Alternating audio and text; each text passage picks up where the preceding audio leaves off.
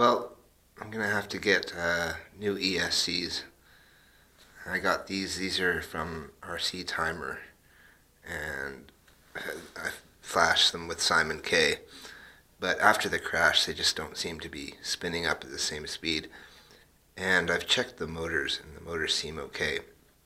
This is for the Mobius mount on the front, so I can just slide the camera in, and with this, I don't get any jello so far.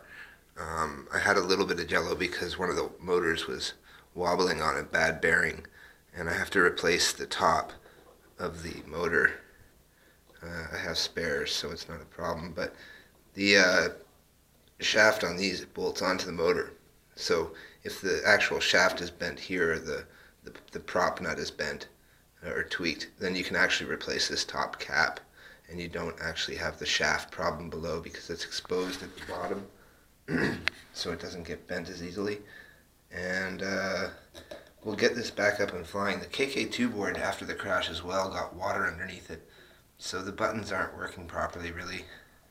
So I think I'll try the APM again if I can get new Turnigy Plush 30s or Plush 20s, I think, because I've had really good experience with Turnigy Plus ESCs, and HB2 runs on those and it's flawless almost. So going to try to get those, maybe some Afro ESCs, which might be just as good.